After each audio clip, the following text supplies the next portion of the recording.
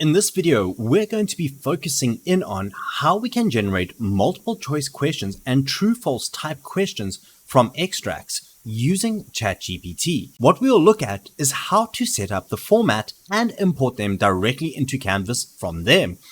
This idea was brought on when I stumbled across this article from Northwestern University written by Christina Wilson. So in this article, it provides us the structure and how we set this up, as well as a link to a specific website. It was created by Kansas State University in order to work around Respondus, because Respondus doesn't always work on Mac-based devices. So this is a wonderful workaround, especially if you're using a Mac-based device. So to do this, make sure you have your Canvas course open, as well as an Excel document, and including ChatGPT. So here we go, we've got ChatGPT, and as you can see, I am using ChatGPT 3.5. This is the free version, so it will work for us. So here we go, this here is our basic prompt. So create 10 random multiple choice and true and false questions worth 1 point each. Now just bear in mind, I have said 10 random multiple choice and true and false. So what is going to happen, it's going to give me roughly 5 MCQs and 5 true false, because I didn't ask for 10 of each. So let's just bear that in mind. So the topic should be on the methodology of teaching computer application technology at a 4th year degree level. So if I hit enter, what we'll do is it'll start to generate these for me. And I actually did not ask it to provide the answers to me. However, for some reason, this time around, it actually has. So this is nice. However, these concepts are a little bit too broad, and I want to focus in on utilizing a specific extract or document. Obviously, in the 3.5 version of ChatGPT, we cannot upload documents, so we'll have to do a little bit of copying and pasting. So to do this, what we're going to have to do is we're going to have to refine our prompt slightly. So refining the prompt gives us this. Create 10 random multiple choice and true and false questions worth 1 point each. Please use the extract below to generate the questions. So I'm now going to have to add in the extract. So I'm going to have to create a new line. To do this, I'm going to hold down the Shift and Enter key, and I've pasted my extract. The extract is a little bit long. It does come from a textbook. So all I'm going to do is just hit Shift and Enter again, and I want to now add in an additional part to my prompts. So the additional part is the format in which I want this to be generated.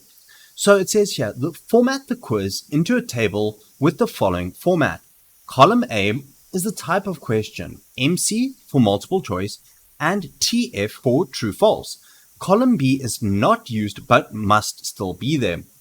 Column C is the point value of the questions. Column D is the question body.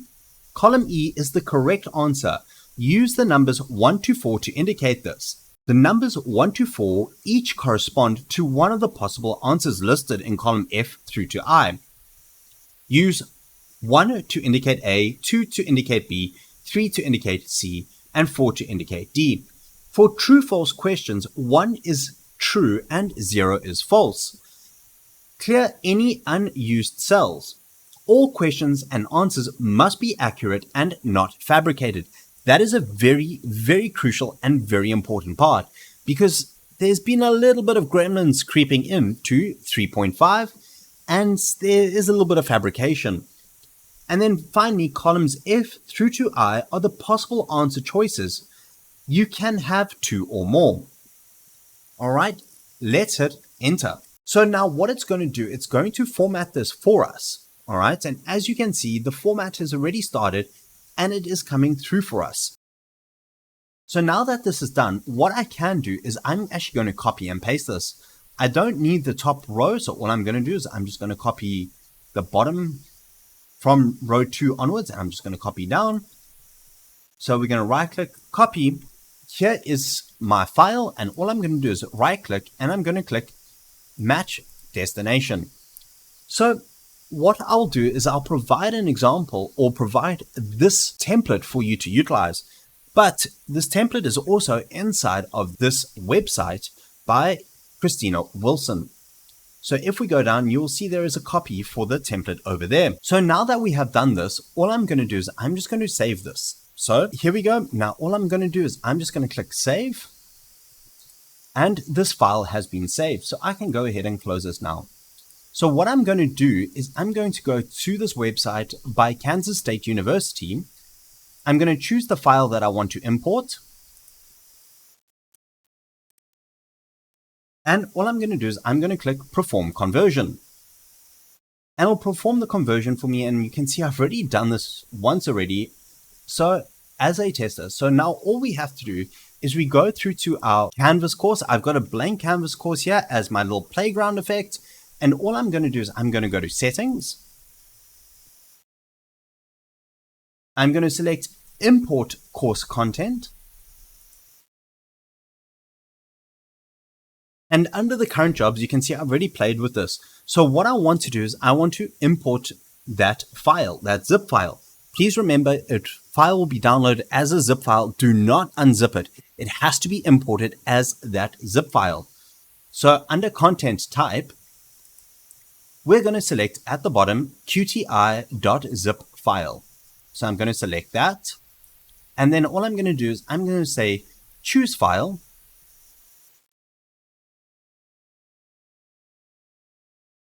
Open. All right. And what we can do under default question bank, we can select a question bank or we can create a new one. So I'm just going to create a new question bank. Let's give this a name.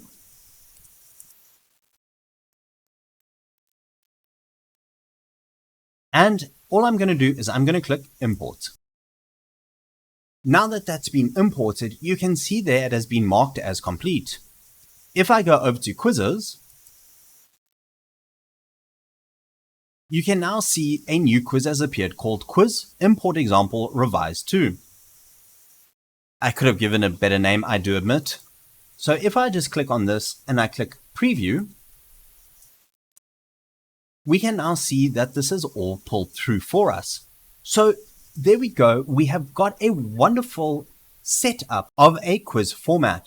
But obviously, one of the things we would like to do is we would like to provide a little bit more feedback to our students. So to do this, we can actually get ChatGPT to assist us. So what we can do is we can provide a very generic prompt, which is, can you provide a response for each question if students get the answer incorrect or get the answer wrong?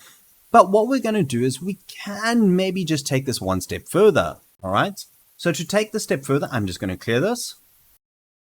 And we can paste this new prompt. So this new prompt reads, I need you to provide a response for each question if a student gets the answer wrong, which is great feedback. Also, if the question is correct, which is also wonderful, and just a general comment about the question. And let's hit enter. And I never asked for it to generate this in a table for me, but it's actually done that very nicely. So all I'm going to do is I'm just going to stop it for now. All right. So it's actually used the same questions in the same order. So for example, true or false, IT and CAT focuses on problem solving. So it's aligning the questions exactly as it was provided above. And as you can see here, we've got an option for incorrect response, correct response, and a general comment. So let's hop over back to our quiz. Let's click edit. Let's select questions. And let's select the first question. And as you can see, we get the option for true, false, and general. So what I can do now is I can literally just copy this option, paste it there if the student gets it incorrect. If the student gets it correct. And then we have a general option. Okay, so sometimes the general comment is just going to be slightly off. So you can play with that and you can relook at all of this. But I'm not going to use the option of well done on recognizing, because if the student gets that incorrect, it's going to be a bit of a strange one. So for now, all I'm just going to do is I'm just going to keep it at these two. and I'm just going to click update question. All right. And if I go click save, and I select preview so I can actually preview it as a student, and I think it was true. I couldn't remember what the answer was. And let's click submit quiz. All right, and there we go. It's given me a wonderful feedback already. So this is a wonderful tool to assist us in adding our own forms of true and false and multiple choice questions into our Canvas courses.